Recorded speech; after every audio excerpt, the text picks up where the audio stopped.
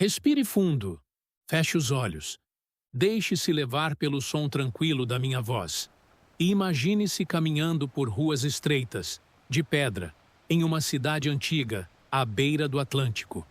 É o século XV. As casas são simples, de paredes brancas, janelas pequenas e telhados inclinados. O cheiro do mar invade tudo. Nas ruas, homens carregam barris de vinho, sacos de trigo, caixas de frutas secas. Mulheres vendem peixe fresco em cestos de vime. Crianças correm curiosas, observando os navios no porto. Ali, no cais, estão as caravelas. Elas balançam suavemente na água, como se respirassem. Os mastros sobem altos, riscando o céu. As cordas estalam. As velas estão enroladas, mas já pressentem o vento que em breve as levará para longe. É um mundo diferente e ainda assim familiar. As pessoas acreditam em monstros que vivem nos oceanos, em serpentes marinhas, em abismos sem fundo. Mas também acreditam em glórias, em riquezas, em terras novas, cheias de promessas. E entre esses dois extremos, o medo e a esperança, nasceu a era das grandes navegações. Naquele tempo, o mundo parecia pequeno.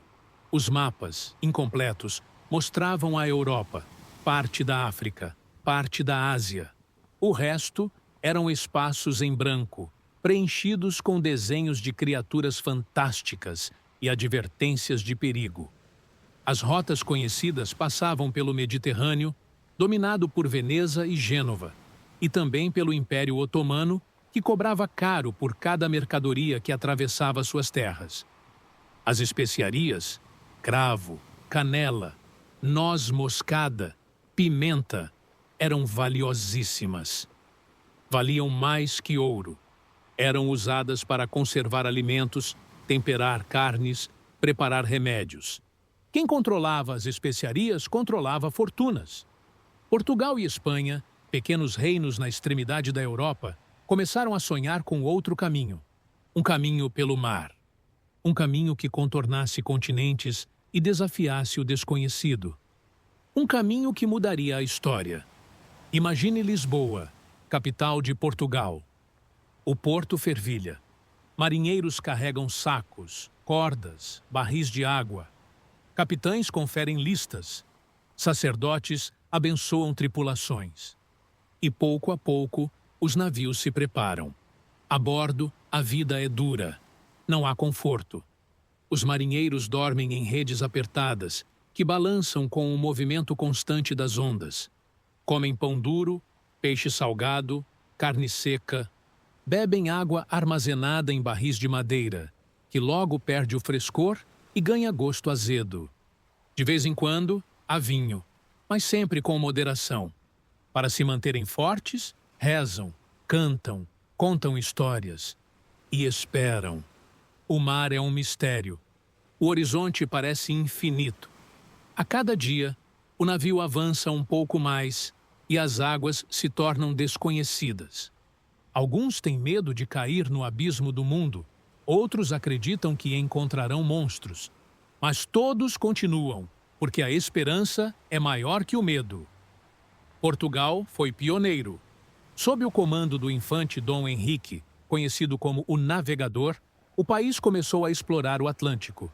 Primeiro, chegaram à Madeira, depois aos Açores e mais tarde a Cabo Verde. As viagens eram longas, mas sempre traziam novas descobertas. Cada ilha encontrada era como uma pérola surgindo no meio do oceano. Cada corrente marítima observada era uma nova lição. E cada mapa desenhado era uma vitória contra o desconhecido.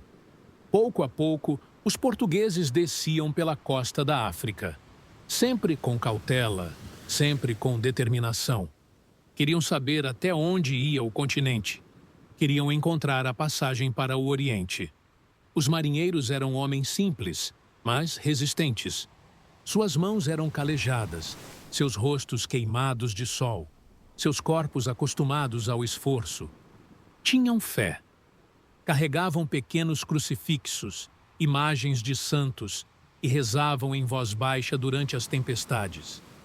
Quando o mar se enfurecia, quando ondas enormes sacudiam o navio, era a fé que os mantinha firmes.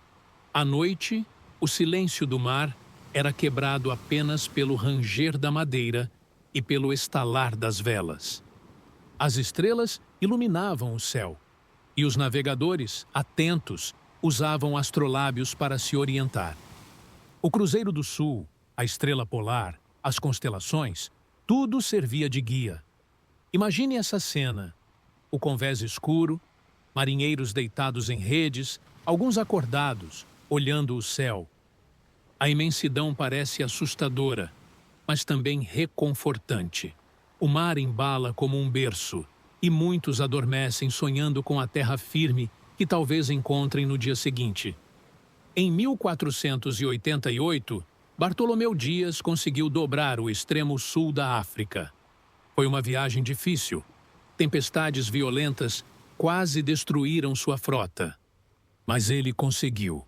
E aquele ponto, antes chamado de Cabo das Tormentas, passou a ser conhecido como Cabo da Boa Esperança. A esperança de alcançar o Oriente pelo mar. 10 anos depois, Vasco da Gama partiu de Lisboa. Com 4 navios, atravessou o Atlântico, desceu a costa africana e dobrou o Cabo da Boa Esperança. Após meses de viagem, chegou à Índia, em Calicut. Foi recebido com curiosidade e desconfiança, mas trouxe de volta especiarias valiosas. A viagem foi um sucesso tão grande que o lucro foi centenas de vezes superior ao custo da expedição. Portugal havia encontrado o caminho, e com ele abriu-se a porta para um império marítimo. Entrepostos foram fundados na África, na Índia, em Goa, em Malaca, até chegar ao Japão.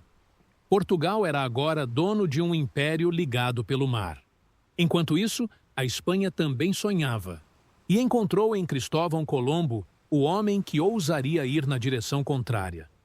Colombo acreditava que, navegando para o oeste, chegaria ao Oriente. Convencido, partiu em 1492 com 3 navios: a Ninha, a Pinta e a Santa Maria. As semanas foram longas e cheias de tensão. Os marinheiros desconfiavam.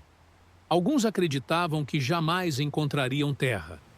Mas, numa madrugada de outubro, um grito ecoou: terra à vista. O que encontraram não foi a Ásia. Eram ilhas do Caribe, praias brancas, águas cristalinas, palmeiras que dançavam ao vento. Colombo acreditava ter chegado às Índias e chamou os povos locais de índios. Mas, na verdade, havia encontrado um novo continente, um novo mundo. A chegada dos espanhóis às Américas mudou tudo. Novos mapas foram desenhados, novas viagens foram feitas, novos sonhos nasceram, mas também vieram conquistas violentas. Hernán Cortés derrotou os astecas no México. Francisco Pizarro conquistou os incas no Peru. O ouro e a prata atravessaram o Atlântico em navios carregados. A Espanha enriqueceu rapidamente, mas povos inteiros foram destruídos. Doenças trazidas pelos europeus dizimaram milhões de nativos.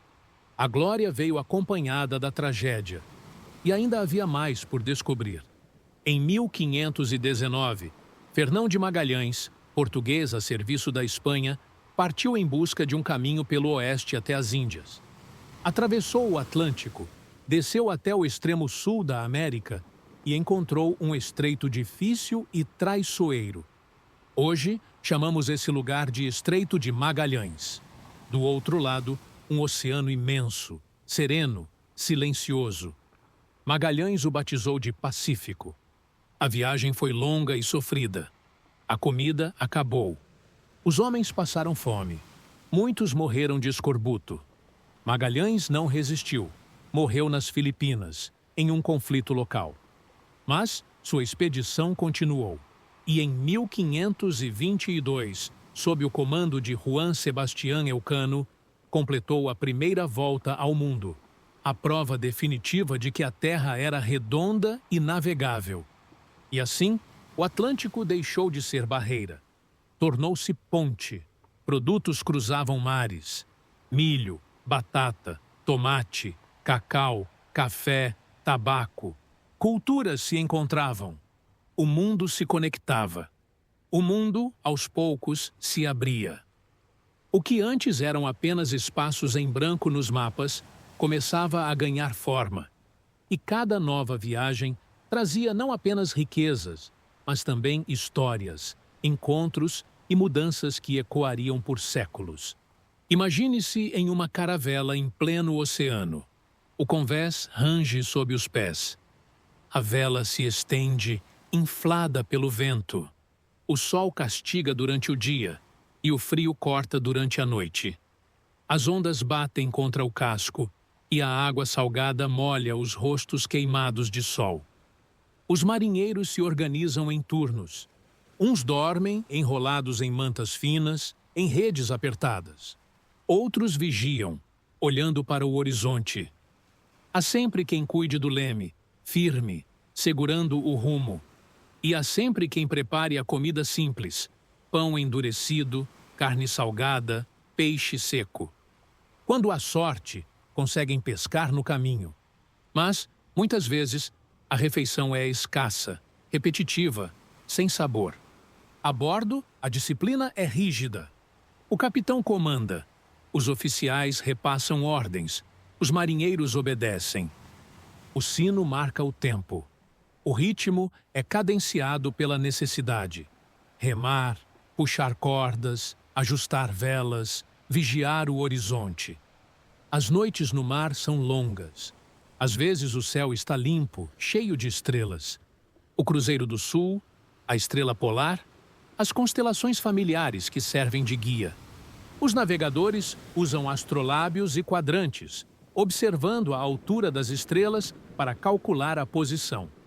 Não é exato, não é fácil, mas é o que tem. Outras noites são escuras, nubladas, sem estrelas. Nesses momentos, o medo cresce. Sem referência, é como navegar em um vazio sem fim. O som das ondas aumenta, o vento se torna mais forte e o coração dos marinheiros bate acelerado. Mesmo assim, eles seguem.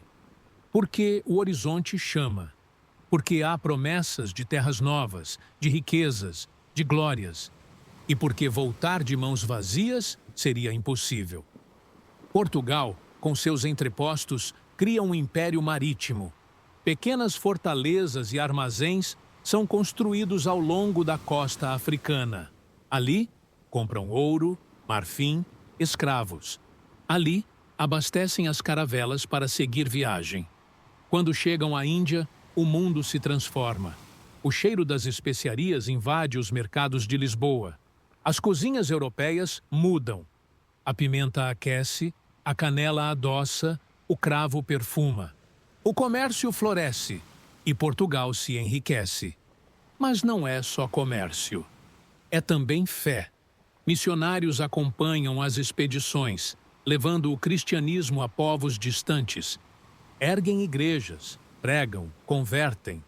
E junto com a fé, chegam também os costumes, a língua, as tradições portuguesas.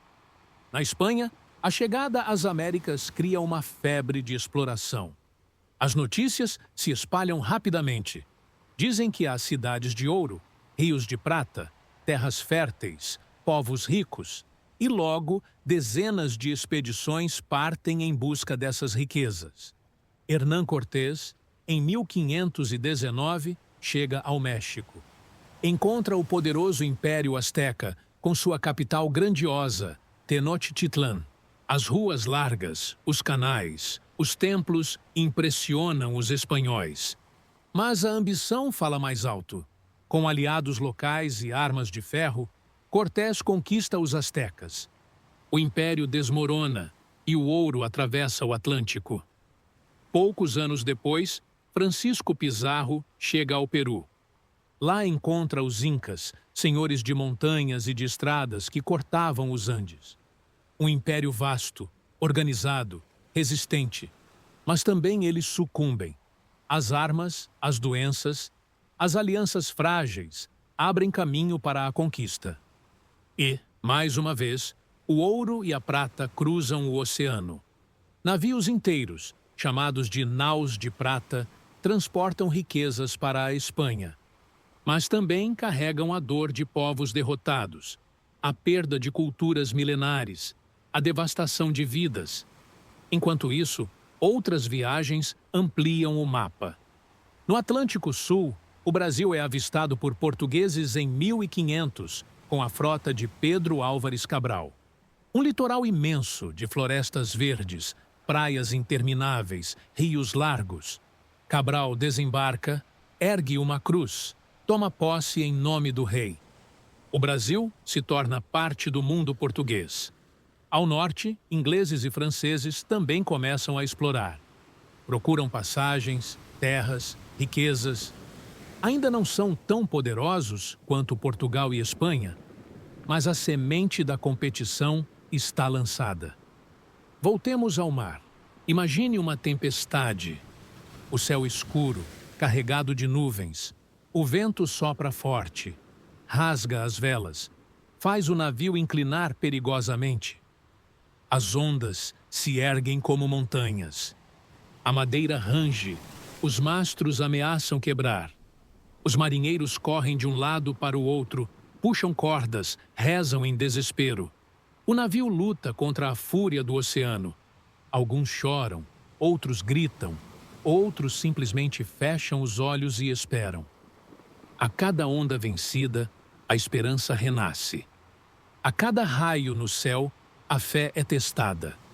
E quando a tempestade finalmente passa, resta apenas o silêncio, o cansaço e o alívio de estar vivo. Essas cenas eram comuns. O mar não perdoava. Muitos navios se perderam. Muitos homens jamais voltaram. Mas ainda assim, outros partiam. Porque a promessa era maior que o risco. Em 1519, Fernão de Magalhães parte com 5 navios. A travessia é longa. O estreito que leva seu nome é traiçoeiro, cheio de curvas, ilhas, correntes. Mas eles conseguem atravessar. Do outro lado, o Oceano Pacífico. Um mar imenso, calmo, silencioso. Dias e dias de navegação sem avistar terra. A comida acaba. Os homens passam fome, comem couro fervido, bebem água turva.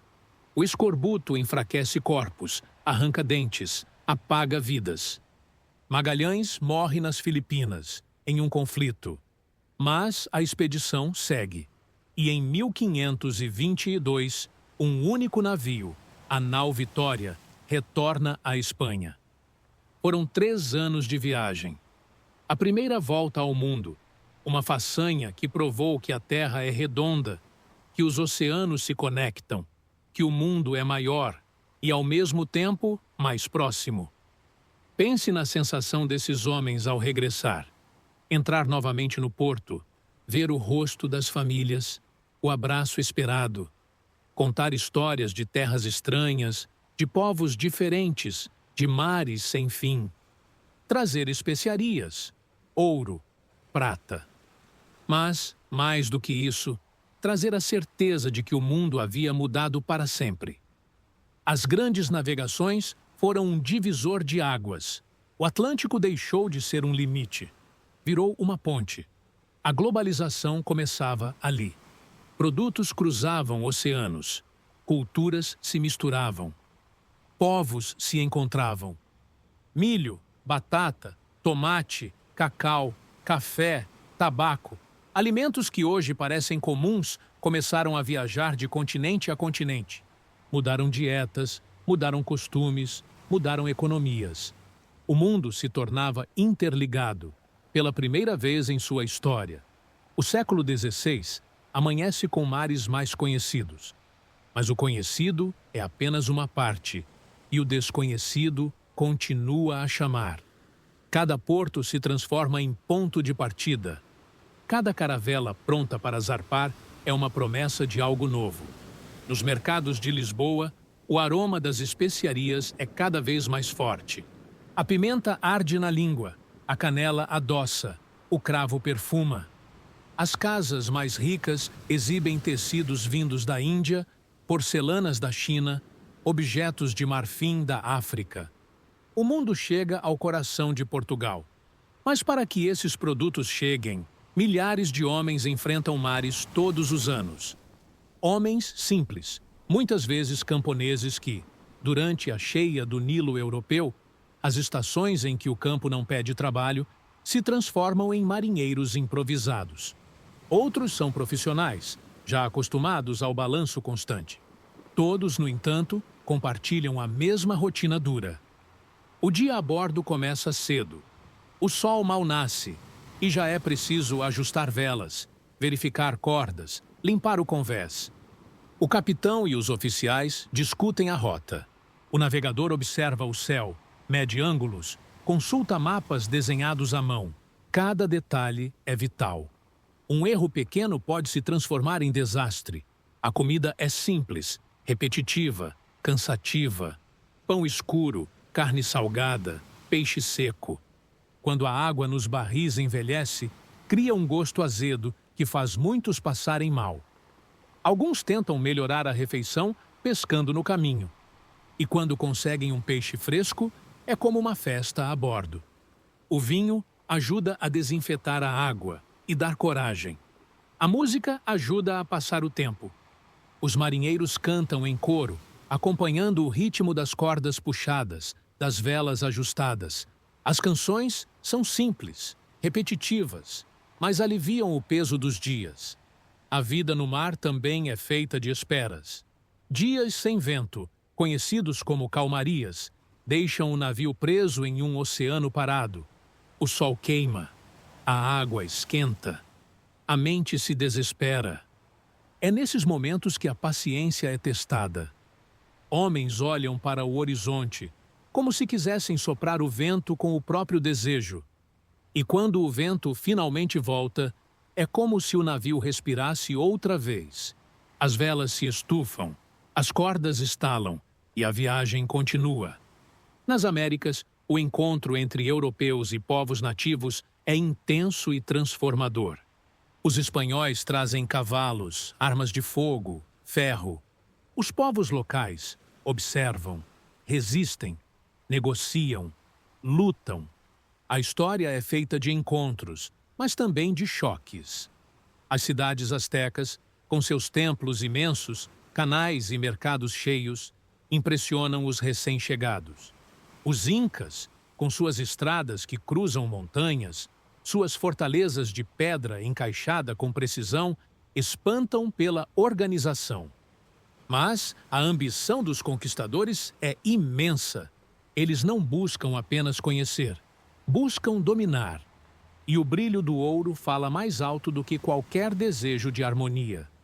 Enquanto isso, no Brasil recém-descoberto, os portugueses exploram o litoral. A floresta parece infinita. Os rios são largos, profundos, cheios de vida. Os povos indígenas os recebem com curiosidade, mas também com cautela. Trocam objetos, ensinam caminhos, compartilham saberes. E aos poucos, a presença portuguesa se torna mais constante. Primeiro, exploram o pau-brasil, árvore de tronco avermelhado, usada para tinturas. Depois, pouco a pouco, começam a erguer pequenas construções, marcar território, firmar presença. O Brasil é um tesouro verde que começa a despertar ambição. Voltemos às caravelas. É noite. O convés está silencioso. Alguns homens dormem em suas redes, outros vigiam o horizonte. O céu é imenso, coberto de estrelas. As constelações parecem mais próximas do que nunca. O navegador usa o astrolábio. Levanta-o contra o céu. Mede a altura das estrelas. Os cálculos são feitos à luz de lamparinas. É um trabalho de paciência, de atenção, de fé. O mar, naquela hora, embala como um berço. O balanço constante, o som repetitivo das ondas, o vento suave. Tudo convida ao descanso. E muitos adormecem sonhando com terra firme, com abraços distantes, com riquezas prometidas. Mas nem tudo são calmarias. As tempestades aparecem de repente. O céu escurece. O vento sopra forte. A chuva cai pesada. As ondas se erguem como muralhas. O navio inclina, range, ameaça ceder. Os homens correm, puxam cordas, ajustam velas. Alguns rezam, outros choram. O medo é palpável. Mas, em meio à fúria do mar, a disciplina salva. Cada um sabe o que precisa fazer. Cada um segura sua parte do navio. E juntos enfrentam o oceano. Quando a tempestade finalmente passa, o silêncio é quase estranho. O mar volta a ser manso. O vento sopra suave. E a sensação de estar vivo é celebrada em silêncio, com olhares cansados e sorrisos discretos. A cada viagem, mais terras são encontradas. A cada viagem, mais mapas são redesenhados. O mundo se expande e, com ele, a ambição dos homens. Portugal mantém sua rota pelo leste. A Espanha domina o oeste. Outros países começam a olhar para o mar. Inglaterra, França, Holanda, todos querem sua parte no novo mundo. Mas, no início, são Portugal e Espanha que brilham. Seus navios cruzam mares. Seus portos se enchem de riquezas. Suas coroas crescem em poder. E o oceano, antes temido, torna-se estrada. Uma estrada feita de ondas, de vento e de fé. As viagens se multiplicam. Cada porto é ponto de partida. Cada porto é ponto de chegada. As cidades costeiras da Europa se transformam em portas para o mundo.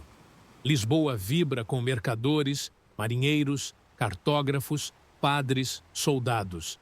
Sevilha fervilha com notícias vindas do outro lado do oceano.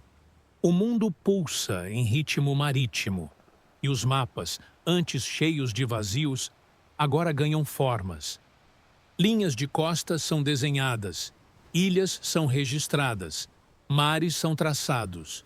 Mas ainda há espaço para o mistério.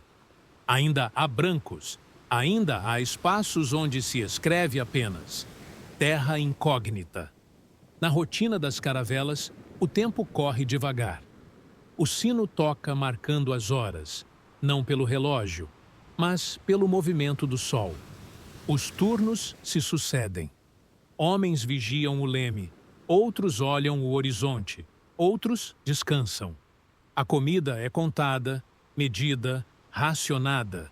Cada marinheiro recebe sua porção de pão, de carne salgada, de peixe seco. Quando o vento está bom, há tempo para cantar. Quando o mar está calmo, há tempo para remendar roupas, afiar ferramentas, contar histórias. Deixe que os sonhos venham, como ondas calmas que tocam a praia. Deixe que o coração descanse, como marinheiros que repousam após longa travessia. Porque toda viagem precisa de um fim, e todo fim é também um recomeço. E amanhã, quando despertar, o horizonte estará lá, sempre esperando, sempre chamando, sempre convidando para novas viagens. Boa noite e bons sonhos.